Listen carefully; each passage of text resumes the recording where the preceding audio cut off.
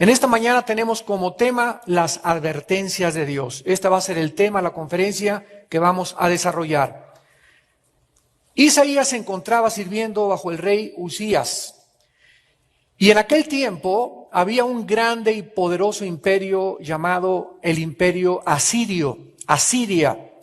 Y este imperio de Asiria estaba tratando de unificar a todas las naciones de alrededor. Nunca se ha perdido este énfasis político de tratar de abarcar a más naciones alrededor, porque es la ambición humana de poder gobernar muchas naciones. El imperio asirio quería tratar de subyugar a Israel. En aquel tiempo, recordemos, Israel estaba dividido en el norte y en el sur. Entonces, por ejemplo, en el capítulo 7, versículo 1, comienza diciendo: en los días de Acaz, hijo de Jotam, hijo de Usías, rey de Judá, que Resín, rey de Asiria, y Peca, hijo de Remalías, rey de Israel, subieron contra Jerusalén para combatirla, pero no la pudieron tomar. O sea, hubo una alianza entre el rey de Asiria y el rey de Israel. Una cosa era Israel y otra cosa era Jerusalén. Estaba el reino, acuérdese, dividido en dos. Entonces, los que estaban del lado de Isaías comenzaron a alarmarse también porque vieron esta unificación política, económica, militar poderosa y dijeron: si no nos unimos a Asiria, pues vamos a perder, vamos a ser destruidos, vamos a desaparecer del mapa. Y este pasaje que vamos a estudiar hoy, el capítulo 8, versículos del 11 en adelante, nos revela el Espíritu Santo qué es lo que el pueblo de Dios debe de hacer cuando se siente amenazado. ¿Qué debemos hacer cuando tú te sientes individualmente amenazado? Ya sea por alguien particular que te quiera matar o te quiera robar o quitar a tus hijos, ya sea como familia que se sientan amenazados porque ya los Pompidou y los Richelieu ya no te hablan porque ya ustedes son cristianos, y al ser cristianos tú estás comenzando ya a marcar una línea divisora entre otras familias. Amenazados en la escuela, nuestros hijos los amenazan que si no hacen Halloween o no se disfrazan de brujas los van a correr. Y también cuando nos sentamos amenazados como iglesia o como nación. En este caso, ¿verdad?, particular, era la nación de Israel.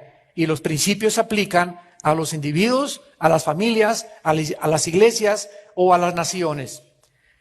Vamos a leer el versículo 11 en adelante para que tengamos un poco de trasfondo, ya que tenemos que introducirnos a la historia y a la teología también. Porque Jehová me dijo de esta manera con mano fuerte. Isaías 8, versículo 11 en adelante. Y me enseñó que no caminara por el camino de este pueblo. Esta es la primera advertencia, que Isaías no siguiera el camino de los pueblos alrededor. Versículo 11, que no llame conspiración a las cosas que este pueblo llama conspiración, ni teman lo que ellos temen, ni tengan miedo. En segundo lugar, que nunca, jamás debamos nosotros sentirnos amenazados con el temor. No importa la amenaza que tú tengas, individual, familiar, como iglesia o como nación, recordemos algo: Dios está sentado en su trono.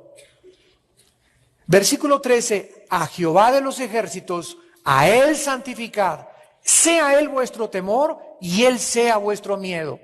Entonces Él será por santuario, pero a las dos casas de Israel por piedra para tropezar y por tropezadero para caer, por lazo y por red al morador de Jerusalén. Versículo 16, ata el testimonio, sella la ley entre mis discípulos. Esperaré pues a Jehová, el cual escondió su rostro de la casa de Jacob, y en él confiaré. He aquí yo y los hijos que me dio Jehová, somos por señales y presagios en Israel, de parte de Jehová de los ejércitos, que mora en el monte de Sión. Y si os dijeren, pregúntenles a los encantadores, a los adivinos, que susurran hablando, respóndanles, ¿no consultará el pueblo a su Dios? ¿Consultará a los muertos por los vivos? A la ley y al testimonio, Si no dijeren conforme a esto, es porque no les ha amanecido, y pasarán por la tierra fatigados y hambrientos. Y acontecerá que teniendo hambre se enojarán y maldecirán a su rey y a su Dios, levantando el rostro en alto.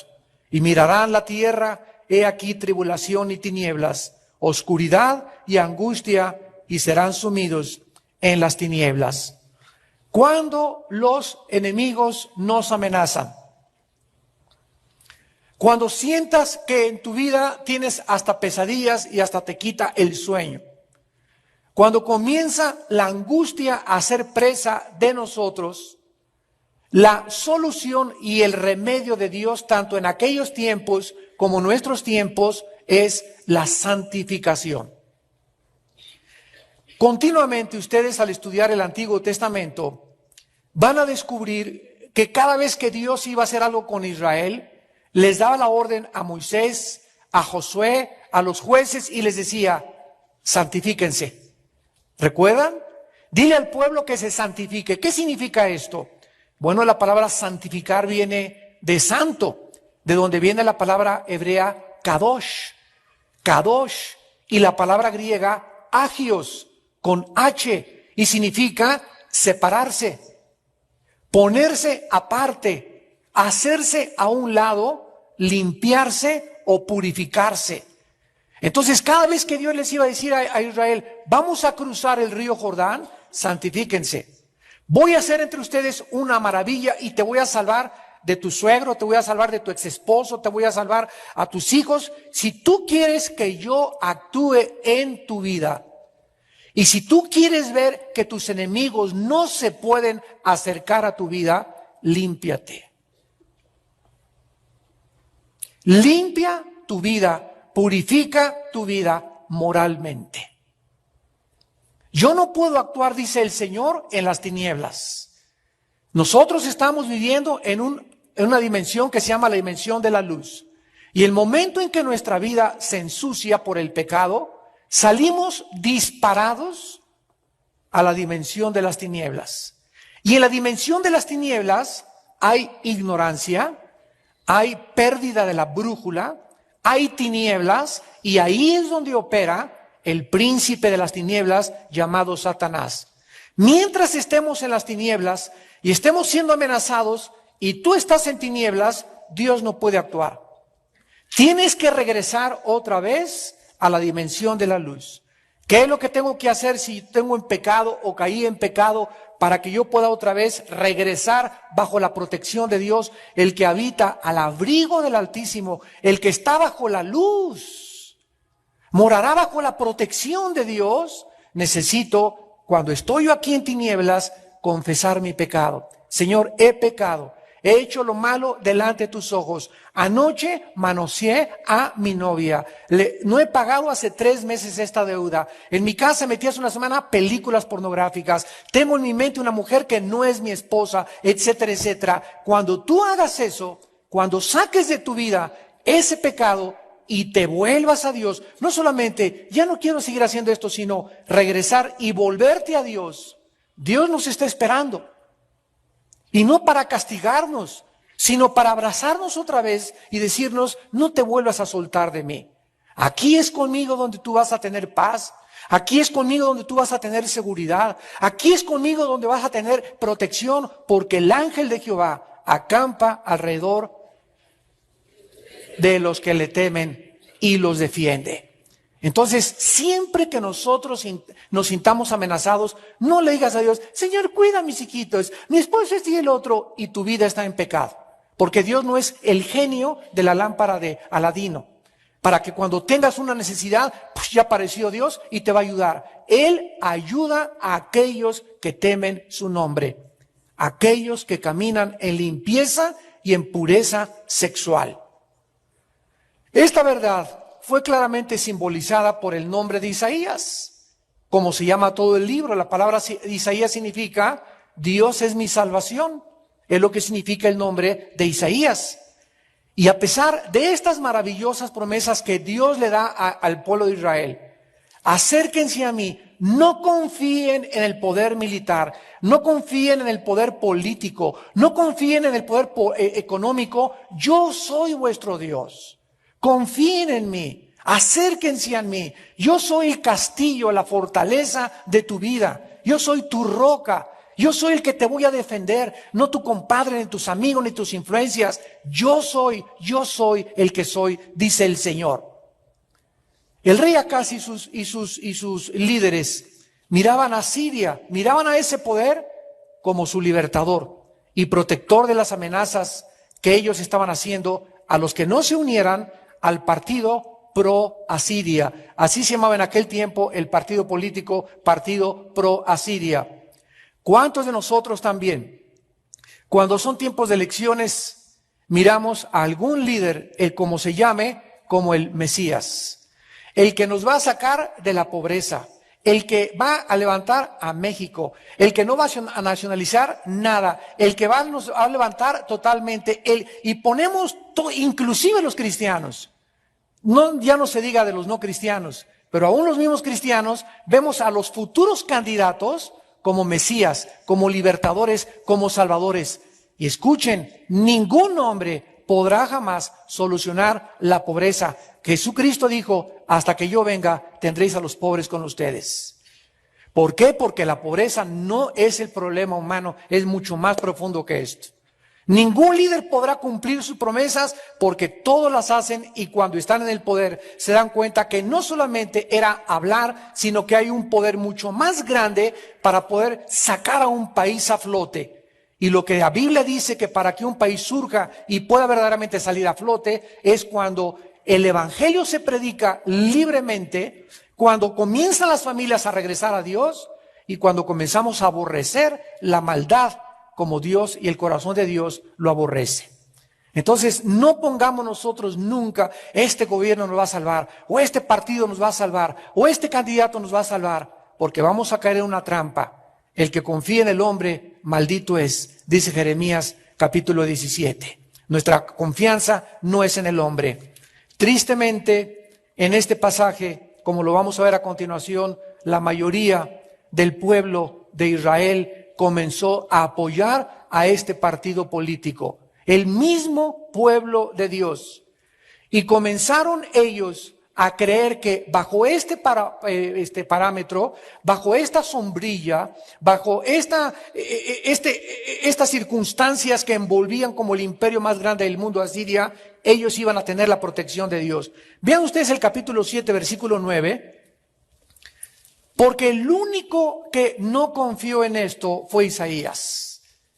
Isaías fue el único que no se sintió amenazado ni tampoco obligado a confiar en un partido político militar. Dice el capítulo 7, versículo 9, y la cabeza de Efraín es Samaria y la cabeza de Samaria el hijo de Remalías.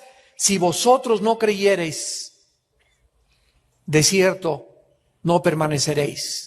Esta palabra aquí, permanecer, la palabra amán en el hebreo significa quedarte de pie. ¿Qué es lo que nos hace permanecer firmes? ¿Qué es lo que nos hace cuando vienen los vientos y los ríos y las aguas y las amenazas y los bombardeos filosóficos y los ataques morales? ¿Qué es lo que nos hace que no nos caigamos? La fe. La fe, la confianza en las promesas de Dios. Dice el Salmo 27, hubiera yo desmayado si no creyese que veré la bondad de Dios en la tierra de los vivientes. Hubiera yo desmayado si no hubiera creído. ¿Qué fue lo que hizo que David no desmayara? Creer. Si no hubiera creído, el momento en que dejamos de creer, desmayamos, nos desanimamos, nos vamos al suelo, somos destruidos. Comenzamos a sufrir tinieblas, un espíritu de tormento se apodera de nosotros, un espíritu de desesperación, de desesperanza. Comenzamos a ya no a ver la luz, comenzamos todo a verlo oscuro, porque por la fe estamos firmes. Si nosotros no creemos, no esperes permanecer de pie. Vean ustedes ahora el capítulo 28 de Isaías, versículo 16. En todos estos versículos, Isaías tenía el mismo pensamiento de Dios. Isaías 28, versículo 16. Por tanto, Jehová el Señor dice así: he aquí yo he puesto en Sión por fundamento una piedra, piedra probada, angular, preciosa, de cimiento estable. Esto es una profecía del Mesías, pero vean la última parte: el que creyere, no se apresure. En la primera parte es, tú no puedes permanecer de pie si no sigues creyendo. Y aquí en otra parte se nos dice de otra manera, que si nosotros creemos, no tomemos decisiones impulsivas. No digas, ya mañana compro esa casa, mañana compro esa moto, mañana compro ese coche, ya mañana me caso con esta. Si tú realmente crees en Dios, no te apresures, porque la prisa no es de Dios. ¿Se imaginan a Cristo en la mañana? Pero se nos hace tarde, muévanse, vámonos. ¿Se imaginan a Jesús con esa actitud? Oh, ya se me hizo tarde, vámonos corriendo porque no vamos a llegar. Cristo jamás en su vida estuvo inmutable ante cualquier situación que lo presionaba de levantarse, no levantarse, de ir o no ir. Él estaba siempre en el tiempo perfecto de su Padre. Sabía que iba a pasar por un valle de sombra de lobos, de coyotes, de hienas, de leopardos, de tigres, de chacales, y nadie lo iba a morder ni a arañar hasta que no llegara su tiempo. Y tú tienes un tiempo también para casarte, tú tienes un tiempo para ir a la universidad, tú tienes un tiempo en la vida para morir, y mientras ese tiempo que es de Dios no esté controlado por Dios, yo entonces vivo en angustia. Pero cuando yo creo en Dios y cuando estoy firme en sus promesas, no me apresuro, no tomo decisiones alocadas, porque eso es precisamente de lo cual algún día lo lamentamos y nos arrepentimos. Todos los días tomamos decisiones de diferente índole. ¿A qué escuela vamos a ir? ¿Qué vamos a hacer con nuestros hijos? ¿Qué disciplina vamos a aplicar? ¿Qué estudio voy a tomar? Y todas las decisiones que tomemos sin haber antes consultado a Dios, sin haberlas meditado y haberlas pensado calmadamente, nos vamos a arrepentir algún día de esa decisión que tomamos. Ustedes que están casados, yo les doy un consejo. Si ustedes están enojados, no le digas a tu esposa o a tu esposo, mañana me divorcio, o de aquí al divorcio. Salte de tu casa y vete a correr unos 4 kilómetros alrededor de la cuadra, o vete ahí a algún campo deportivo, y ya que te aplaques, ya que estés tranquilo, ya que estés sereno, ya que no estés ofuscado, puedes pensar mejor y tomar una decisión. Nunca tomen decisiones enojados, bajo la pasión de la ira, del enojo, porque vamos a arrepentirnos de esa decisión que tomamos. Y dice Isaías capítulo 30, esto se lo compartí a mi esposa esta mañana, Isaías 30, versículo 15, que es uno de mis versículos favoritos de la Biblia. Isaías 30, 15, porque así dijo Jehová el Señor, el Santo de Israel: en descanso y en reposo seréis salvos, en quietud y en confianza será vuestra fortaleza. ¡Wow! Ahora está de moda el wow, ¿verdad? Al ratito va a ser miau.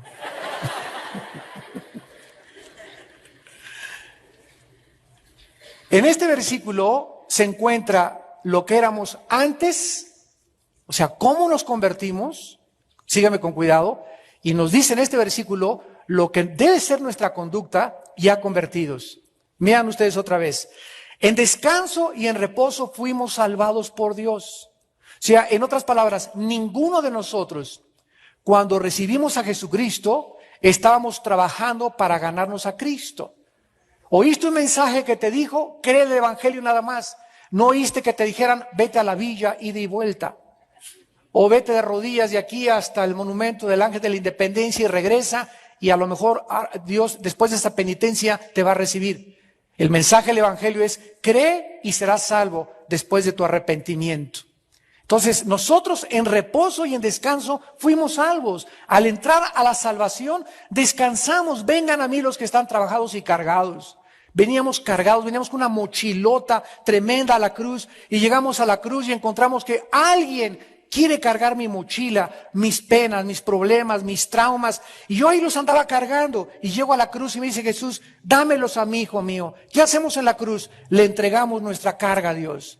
Aquello que nos impedía caminar, aquello que nos molestaba, aquello que nos traumaba. Ahí está, Señor, todo lo que he sufrido y las heridas de mi alma te las dejo en la cruz. Y después de venir a la cruz, me siento ya tranquilo, me siento ligerito, porque le he entregado todos mis pecados a Cristo en la cruz del Calvario. Pero ya siendo cristiano, en quietud y en confianza será vuestra fortaleza. ¿Sabe qué significa esto? Que nunca podremos tener la fortaleza interior si no tenemos juntamente la paz de Dios. ¿Por qué esa énfasis de Cristo? Mi paz les dejo, mi paz les doy. Por nada estén afanados mis chiquilines. Filipenses 4, 6 al 7, por nada estéis afanosos, dice el apóstol Pablo. Es una insistencia desde el Génesis hasta el Apocalipsis. Abraham, no temas, confía en mí, ten paz. ¿Por qué? Porque esto es precisamente el secreto de nuestra victoria, la paz interior. Si yo tengo muchos problemas y quién no los tiene alrededor, pero por dentro estoy agitado y estoy ansioso y de pilón me echo todavía 2 tazas de café, voy a parecer como brincolín, ¿verdad? Como Pepita en comal. Entonces no espere yo en estas circunstancias oír la voz del Espíritu Santo. Porque para que el Espíritu Santo pueda tener contacto y comunicación conmigo y yo esté sintonizando la voz del Espíritu Santo, yo necesito estar en el cuadrante del Espíritu Santo, que es el cuadrante, no de la charrita del cuadrante, es la paz. Hasta que Dios ve que aquí adentro, dentro de mi vida, dentro de tu vida, estás en tranquilo, y ya te tranquilizaste, Padre, tú sabes que, mi hijo, mi hija, Señor, este problema, cálmate, tranquilo, sereno, comienza a alabar a Dios, relájate, Padre Santo, tengo que recordar, tú estás al control de mi vida, nada va, yo no puedo, no tengo los hilos de nadie, de la vida de nadie, yo no puedo controlar las circunstancias de México, ni del petróleo, ni de la economía de mi trabajo, Padre, yo me hinco delante de ti y descanso en ti, y en esa quietud, y en esa confianza que estás demostrando al estarte quieto, comenzarás a fortalecerte. Y esa fortaleza la necesitamos para vivir. Porque si no tenemos esa fortaleza para vivir, cualquier problema que se nos venga encima nos va a derribar. En quietud y en confianza es nuestra fortaleza. Miren ustedes ahí mismo en Isaías 30, el versículo 7. Ciertamente Egipto en vano e inútilmente dará ayuda, por tanto yo le di voces, escucha, que su fortaleza sería estarse quietos. Otra vez. No tengas temor de las noticias que estás recibiendo ahorita. Mi esposo me dijo que mañana lunes, hermano, voy con los abogados a llevarse a mi casa, me van a embargar mi casa, etcétera, etcétera. En lugar de que te desesperes y que dejes que la ansiedad del mundo entre a tu corazón, es precisamente en tu confianza en Dios donde vas a tener la fortaleza de enfrentar los problemas de la vida. Y Dios te va a dar sabiduría, y Dios va a hacer un milagro, y si te quitaron la casa, Dios te va a dar otra mucho mejor. Y si te quitaron tus hijos, por cuanto en mí has confiado, Salmo 91, yo también te levantaré, recobraré a tus hijos y los traeré otra vez contigo, porque yo soy tu Dios que te sostengo y te dice, no tengas miedo.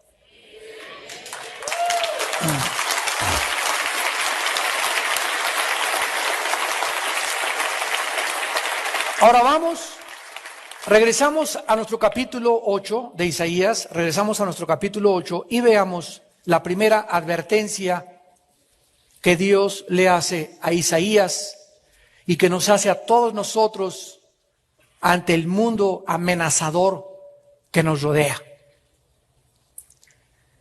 Encontramos la primera advertencia en el versículo 11, porque Jehová me dijo de esta manera, con mano fuerte y me enseñó que no caminara por el camino de este pueblo que no caminara por el camino de este pueblo. En primer lugar, la primera advertencia que Dios nos hace es que si queremos ser protegidos por Él, no andemos ni nos juntemos ni tengamos como amigos íntimos a los pecadores.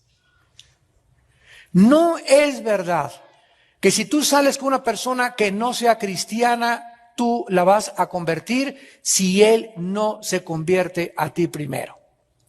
No es verdad que tú vas a ganarlo para Cristo si él te está jalando a sus fiestas, a las películas que él está viendo o ella está viendo, a las actividades que esta persona está teniendo. No importa que sea el jefe de tu trabajo y se junten todos los de tu oficina. Vamos a celebrar y en la noche nos vamos a ir a Garibaldi a gritar a Júa, viva el Charro Abitia. ¿Sabes una cosa? Ahí hay una amenaza, ¿verdad? Híjole, si no voy, me van a decir que soy que San Francisco de Asís, que soy un religioso, que soy un esto y el otro, y sentimos la presión del mundo, ¿verdad? Sentimos la presión del mundo, de que el mundo quiere que nos conformemos a ellos, y si no nos conformamos como ellos, tenemos miedo que algo suceda. ¿Sabían ustedes que el 95% de los jóvenes que fuman o se drogan es por la presión de los amigos? El 95%. Porque se juntan con un grupo de muchachitos que fuman y si él no fuma, ya no es aceptado en ese grupo. Y como hay una necesidad de pertenencia que pertenece al corazón humano, no queremos sentirnos fuera de ningún grupo. Porque si estamos con un grupo que está chupando, está emborrachándose y tú pides agua de horchata, te van a ver raro, te van a ver como un marciano. Pero como tú no quieres que te vean como un marciano y tú quieres pertenecer a ese grupo, llámese tu cuñado o tu familia, vas a hacer lo que ellos hacen. Y es lo primero que Dios nos dice. No andes en camino de pecadores. Ahora, ¿por qué eso es tan importante? Porque un cristiano que comienza a marcar la raya y comienza a demostrarle a Dios que está dispuesto no solo a creer en Él, sino a sufrir por su nombre y por su palabra, es una persona que no existe la menor duda de que sea salvo. Porque a los cristianos Dios no nos ha dado un espíritu de temor, sino de valor, de poder y dominio propio.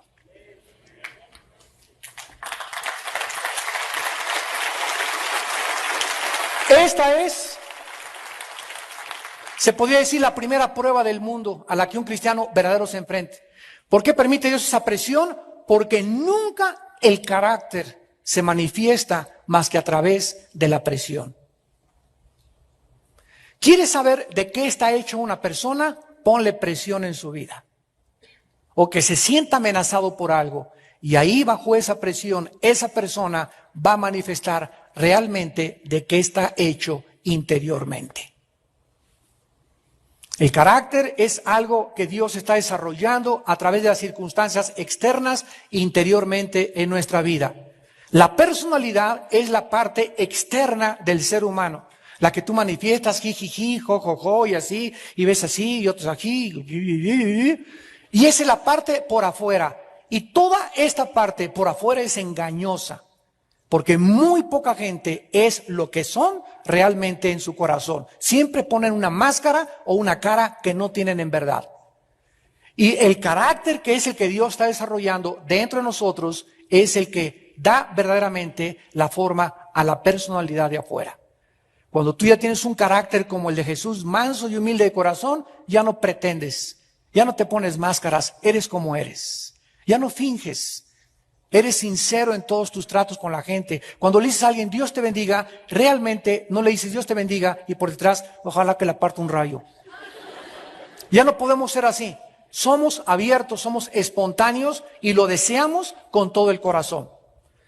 Entonces, dice la Biblia en el Salmo 1, precisamente, cuando comienza David la serie de los Salmos, bienaventurado el varón que no anduvo en consejo de malos, ni estuvo en camino de pecadores, ni en silla de escarnecedores se ha sentado. Vean ustedes cómo es gradual la caída del ser humano. Comienzas andando Después andas estando y terminas sentado con ellos. Comienzas caminando con una persona que no es cristiana y ya sabes todos los rollos que te está tirando, y después ya comienzas a estar con ella y finalmente comienzas a sentarte con ella, a convivir con ella y a tener una relación con esa persona. Dichoso, dice la persona, dice la Biblia, que es la palabra ashar en el hebreo. Ashar, dichoso, bienaventurado, feliz. ¿Dónde se encuentra la felicidad? Separado del mundo. ¿Quieres ser feliz de veras? No andes con pecadores. Hermano, pero estamos en un mundo donde no me puedo ir a un convento. Ok, no hay ningún problema. A Cristo lo atacaron precisamente por eso. Anda con prostitutas y se sienta con pecadores y publicanos a comer. Pero ¿para qué se sentaba a comer Cristo con ellos? ¿Para cantar las canciones del Charro Vita con ellos? ¿Para oír los chistes de qué nos pasa? Que pervierten la familia y pervierten al ser humano. ¿Para oír los chistes de la televisión que te envenenan y que te contaminan? Cristo se sentaba con ellos para jalarlos y sacarlos de ahí. Y si tú te vas a sentar con la secretaria, con un amigo, con el jefe de trabajo a comer lo que sea, te vas a sentar y pues vas a hablarle de Cristo y vas a tratar de ganar su alma para Cristo. Y si esa persona te dice, ya no quiero que me hables de tu Dios, ahí se acabó. Ya no puedes tú seguir con esa persona, porque si voy a seguir con esa persona es para hablar del Señor, para jalarlo y no que Él me jale a mí otra vez de donde Dios nos sacó a todos.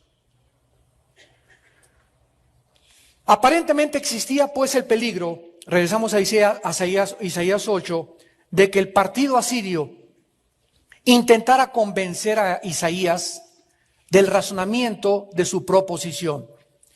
Sin duda alguna, repetimos, era el imperio más fuerte del mundo en aquella época, y si Israel formaba una alianza con Asiria, ellos creían que se aseguraban su protección, se aseguraban contra las naciones enemigas, y los líderes y el pueblo comenzaron a abandonar a Dios. Y por eso Dios le llama a Isaías y le hace estas 3 advertencias. En segundo lugar, la segunda advertencia que Dios hace, dice en el versículo 12 de Isaías 8, no llames conspiración a lo que ellos llaman conspiración, ni tengas miedo a lo que ellos tienen miedo. En segundo lugar, nunca tengamos miedo de las críticas, de las calumnias, de los chismes y de lo que la gente habla contra ti, contra mí, contra mis hijos, contra tu familia, contra nuestra iglesia, contra nuestra nación, contra el que sea. Nunca nosotros oigamos las voces que nos atacan y que nos agreden, porque si tú haces caso de la crítica, de lo que dijeron o de lo que no dijeron, y permites que la crítica entre a tu corazón, te vas a comenzar a desanimar. Vas a comenzar a creer que a lo mejor es verdad. Vas a comenzar a considerar esa semilla de duda sembrada desde el infierno, que tiene el propósito, el diablo, yo le decía ayer a un hermano, miren, imagínense al diablo con una broca, no con un desarmador, con una broca. Y el diablo es experto en atormentarnos. Él es el amo en el arte de la tortura mental. Y el diablo le encanta venir así con una broca y hacerte un hoyito, y le encanta ver cómo te sale sangre. A este hermano que yo le compartía esto es porque su ex esposa, cada vez que él la iba a ver, ella le decía, siempre fuiste un impotente, siempre fuiste un bueno para nada. Y ahí está el pobre hermano, no de manso, de menso, oyendo todo lo que, ahí oyendo por teléfono. Y le dije, no vuelvas jamás a oír ninguna palabra, ni de tu ex esposo, ni de tu ex esposa. Si te hablan para agredirte, cuélgale el teléfono. No dejes que todo ese cúmulo de tornillo que es el diablo usando esas personas permita entrada a tus tímpanos, a tu oído, a tu alma, porque está tratando el diablo de sangrarte, de torturarte, de quitarte tu paz. No los escuches. No tengas miedo de ellos. Es que me dijeron que me parecía a Santa Claus. Pues qué bueno, que diles que se parecen ellos, ¿verdad? A un cocodrilo, diles que se parecen a otra persona también. Si el diablo viene y te recuerda tu pasado, recuérdale al diablo su futuro.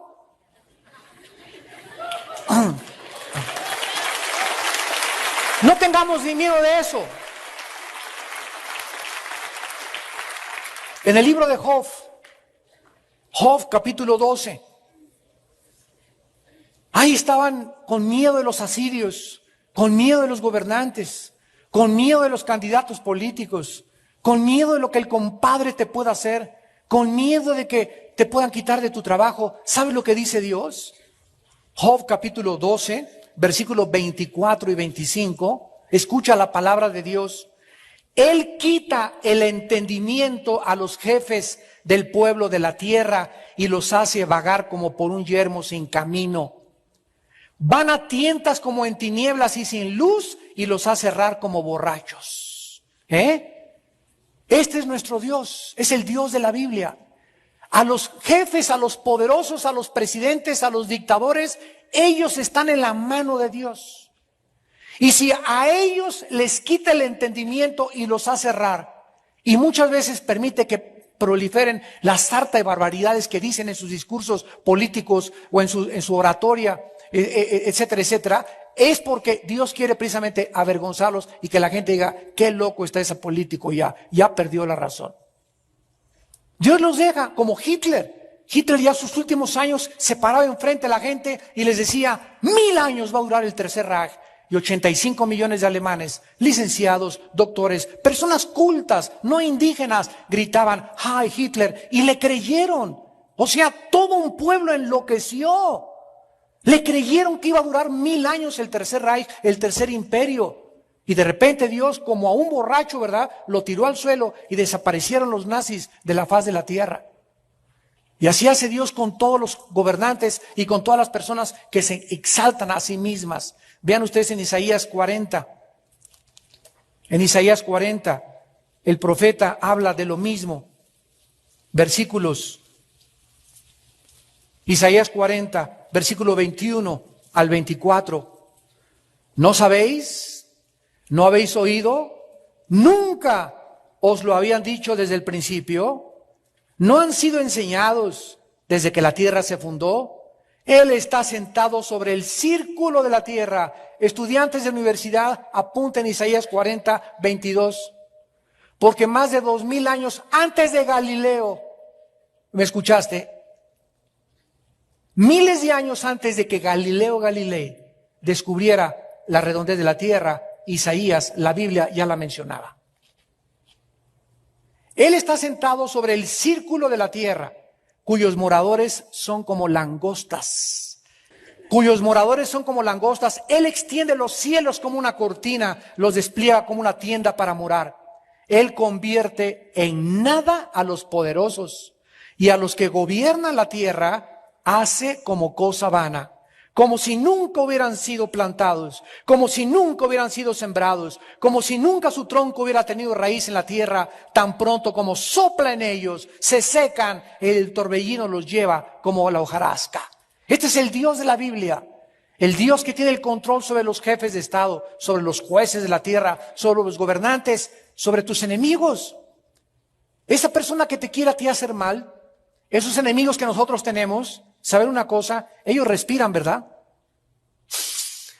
Para poder vivir. Y dice la Biblia en Hechos 17 que en Él somos y nos movemos y existimos.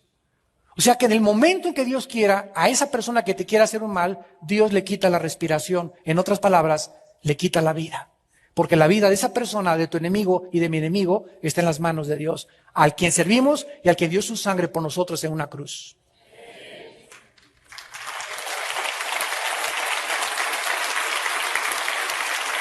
Y en tercer lugar, la tercera advertencia es contra la brujería. Hay una tendencia en las personas de buscar, al no tener respuestas. Ustedes saben que la Biblia no es un libro religioso. La Biblia es un libro que trata de un rey y su familia y de un reino perdido. Cristo no vino a regresarnos una religión, nos vino a regresar un reino perdido. El ser humano perdió el reino de Dios y este reino quedó bajo el control de Satanás. Y ahora Cristo regresa al mundo y nos invita a Cristo a volver a ese reino. donde Él es el rey y por eso se llama Rey de Reyes, porque todos nosotros vamos a ser reyes en el futuro. Entonces, es el rey de todos nosotros somos reyes, aún no gobernamos, estamos comenzando a aprender a gobernarnos interiormente. Porque si no aprendes a gobernarte interiormente, ¿cómo puedes gobernar sobre los demás? Es lo que dice 1 Timoteo 3, el que no sabe gobernar la iglesia, su casa, perdón, ¿cómo puede gobernar la iglesia?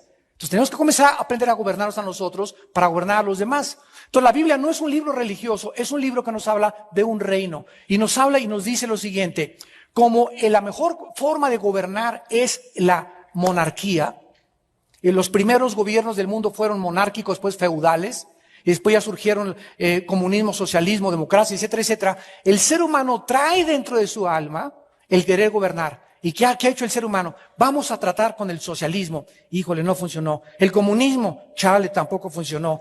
La democracia. Bueno, entre el socialismo, dictadura y comunismo es de lo mejorcito. Pero la democracia tiene una grande debilidad.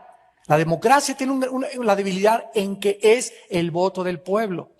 Y si la mayoría es inmoral, síganme con cuidado, si la mayoría tiene una filosofía pervertida, entonces el gobierno va a tener que adoptar la filosofía de la mayoría. Ese es el problema de las democracias. Y entonces estamos tratando de buscar un gobierno que funcione y lo que más necesita ahorita el mundo es un gobierno que funcione. Por eso hay tantos, ya están regresando al socialismo, al comunismo, porque así van a seguir. No va a haber un gobierno perfecto hasta que Cristo regrese, porque el único gobierno perfecto es la monarquía cuando Jesús venga y Él gobierne con justicia a las naciones y no haya entonces ya gobernantes, sino haya reyes en otros universos que vamos a ser nosotros y la paz venga por primera vez a establecerse en este reino milenial. Y esta es la desesperación del mundo ahorita políticamente, creyendo que la democracia nos va a salvar. Pues es lo mejorcito que la democracia, pero tampoco es perfecta la democracia. Todos son defectuosos porque el hombre es defectuoso. Porque el hombre nació en pecado y porque donde ponemos las manos la ensuciamos.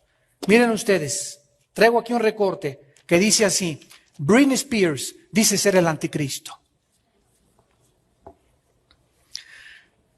Esta muchacha, que es el símbolo de la mayor parte de los jovencitas, o era el símbolo de los jovencitas, ¿quién no quería ser como Britney Spears?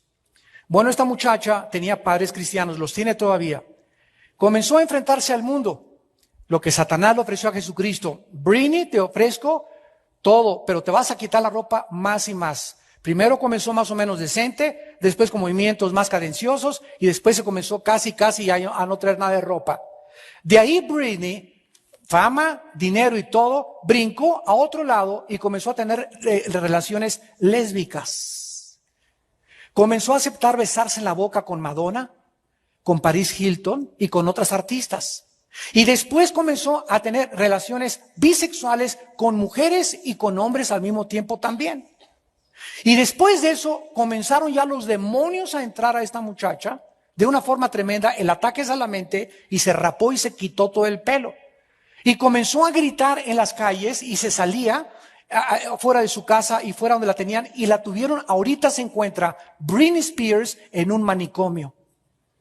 Está en un hospital psiquiátrico y antes de entrar al hospital psiquiátrico gritó: yo soy el anticristo. Vean ustedes hasta dónde el diablo te quiere llevar.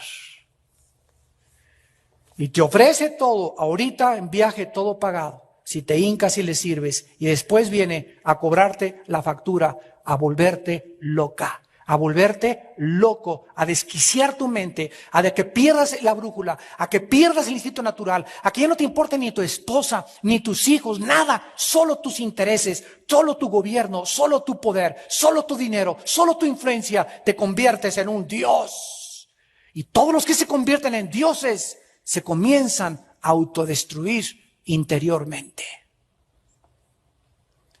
Siempre que alguien tiene problemas, recurre a la brujería, creyendo que tal vez el brujo, la lectura de la mano, la lectura del café, el café turco, la consulta con los mediums, te puede ayudar.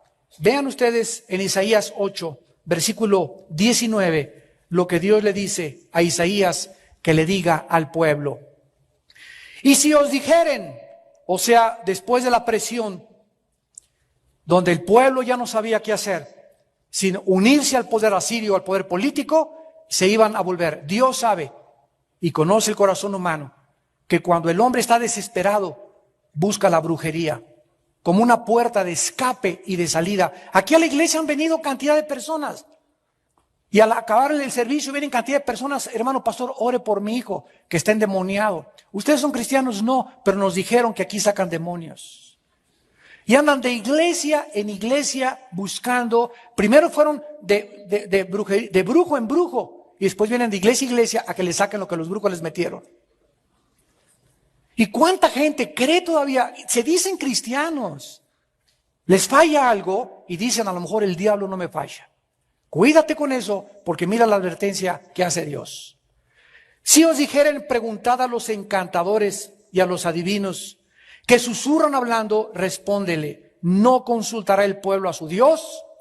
¿Consultará a los muertos por los vivos? En otras palabras, ¿cómo pueden los muertos revelarnos el futuro a los vivos si están muertos? ¿Qué cosa más ilógica ir a preguntarle a una persona? Es que el espíritu de Cuauhtémoc lo traía mi abuelita, hermano.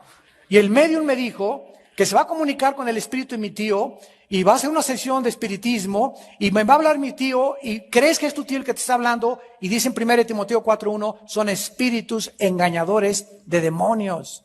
No hay ningún alma humana, ni ningún espíritu humano pululando en los aires. Ni el de Santa Gertrudis, ni el de Juan Diego, menos el de Juan Diego, ni el de Rita de Casia, ni del Papa, ni de nadie. Cuando los seres humanos nos morimos, dice la Biblia que descendemos unos al centro de la tierra y otros a la presencia de Dios. Ninguno está en el aire. El aire está controlado por Satanás y sus demonios.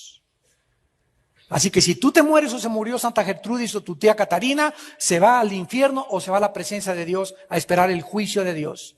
No hay ninguna alma en pena, y son demonios que quieren engañarnos haciéndonos creer que los muertos todavía se comunican con nosotros. ¿No han notado ustedes en los últimos 10 años que el 80% de las películas ya son de terror? De apariciones, de que abre la ventana y se aparece ahí un fantasma vestido así transparente, y que suena la puerta y cruje y ahí está alguien escondido, y todo esto es con el propósito de llevar a la gente a la brujería. ¿Qué más que Harry Potter? Harry Potter, la novela de los siglos, el libro que induce a los niños a la brujería blanca, a la magia blanca, y les hace creer que hay brujos buenos y hay brujos malos. Y los engaña a través de una novela y una película aparentemente inocente, que no se puede discernir más que con el Espíritu Santo que tienes tú y que tengo yo en nuestro corazón.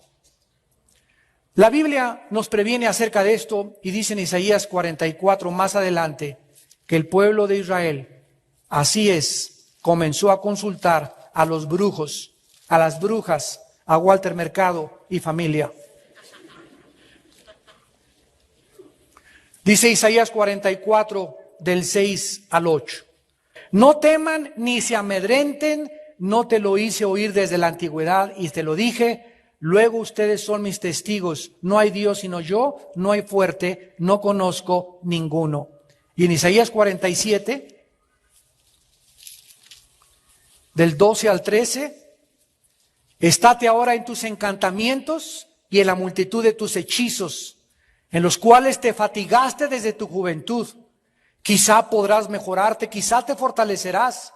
Te has fatigado en tus muchos consejos. Comparezcan ahora y te defiendan los contempladores de los cielos, los que observan las estrellas, los que cuentan los meses para pronosticar lo que vendrá sobre ti. ¿Qué hicieron los judíos? Se volvieron a los horóscopos, a los tatarabuelos de Walter Mercado. Voy a consultar ahora a Sagitario. Hoy puedo salir porque dice que no va a llover y me voy a encontrar una persona vestida de azul.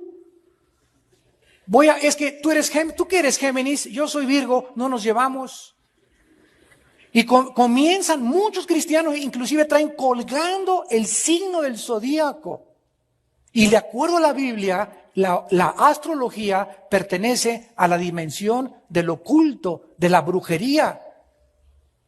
Dios condena la astrología, no la astronomía, que es otra cosa, la astrología de creer que los astros tienen influencia. Imagínense, la luna y Neptuno, que no tienen vida, están dirigiendo mi vida.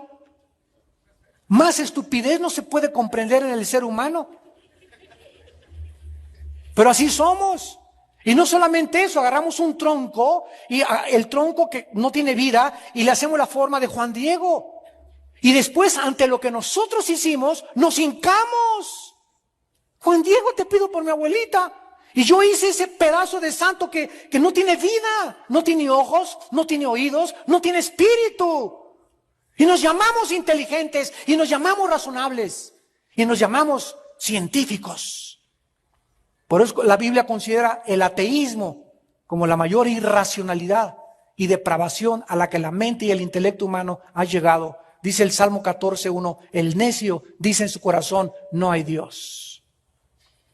Finalmente, ante esta advertencia, Isaías, regresamos al capítulo 8, les advierte y les dice el versículo 21 y 22.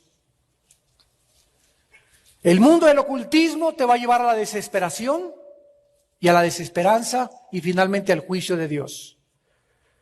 Si continuaban en su rebelión contra Dios, Asiria, ese imperio en el cual ellos querían confiar, los iba a venir y se cumplió. Se los iba a venir a llevar cautivos y los iba a convertir en esclavos. Tú te conviertes en esclavo de aquel a quien tú pones tu confianza. Si pones tu confianza en los ídolos, te conviertes como un ídolo mudo, tonto y menso. Si pones tu confianza en un político, te haces como ese político. Los que pusieron su confianza en Hitler se hicieron nazis. En Mussolini se hicieron fascistas. En Marx se hicieron comunistas. En aquello en lo que tú pones tu confianza es en lo que tú te conviertes. Pero cuando tú tienes a Jesucristo como tu modelo, aquel que dijo, sean mansos y humildes de corazón, yo no vine a que me sirvieran, sino a servirlos, y a darnos ese ejemplo de consagración total a Dios, te haces como Jesucristo, manso y humilde de corazón. Y seguimos a aquel que nos lleva al camino, a la verdad y a la vida. Y sabes una cosa, en esta mañana, ustedes que nos ven por la televisión, se trata simplemente de creer o no creer. ¿Quieres creerle a Sigmund Freud? Hazte como Freud, psicólogo, y acabarás más loco que un chivo. ¿Quieres creer a Marx? ¿Le quieres creer al Dalai Lama? Créele al Dalai Lama. ¿Le quieres creer a Buda? Créele a Buda. ¿Le quieres creer a Ron Hubbard, el de la Dianética? Créele a él. Dios nos pone la opción para que creamos al que nosotros querramos creer. Pero tenemos la opción también y nos presenta a Jesucristo. Y el mundo sigue diciendo a Barrabás. A él crucifícale, prefiero a Barrabás. ¿Será esa tu elección en esta mañana? ¿Seguirás escogiendo a Barrabás o al Hijo de Dios que dio su vida por ti en una cruz? Dice el versículo 21, pasarán por la tierra fatigados y hambrientos, y acontecerá que teniendo hambre se enojarán y maldecirán a su rey, levantarán el rostro en alto. Así van a acabar muchos, ojalá que no sean muchos de los que nos están escuchando. Van a comenzar a fatigarse, van a comenzar a padecer hambre, van a comenzar a enojarse, van a comenzar a maldecirnos a nosotros, sus pastores, hasta a nosotros de ribete, nos van a echar la culpa. Y después van a maldecir a Dios.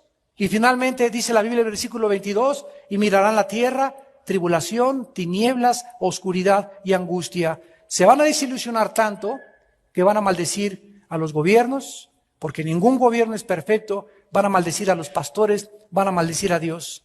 Van a ser envueltos en un espíritu de desesperación y de falta de esperanza y de miseria. Y finalmente serán arrojados en las tinieblas.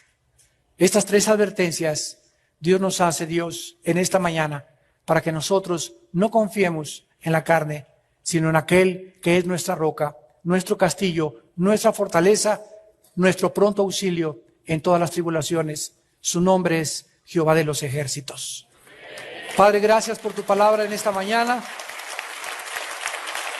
Te bendecimos, Señor, por la vida que diste en esa cruz en nuestro lugar. Te damos las gracias porque tus promesas son el sí y el amén. Estas palabras son fieles y verdaderas. Oh Señor, nuestra confianza está en ti, por lo cual no nos apresuramos. Esperamos, Señor, con paciencia y con fe las promesas que en todos nosotros se han de cumplir tarde o temprano. Gracias, Señor, porque tú no puedes negarte a ti mismo. Tú estás intrínsecamente adherido a tu palabra. Tu palabra y tú son lo mismo. Gracias, Señor, por habernos dejado tu palabra, a la cual debemos hacer caso como a una antorcha que alumbra en tantas tinieblas que nos están rodeando.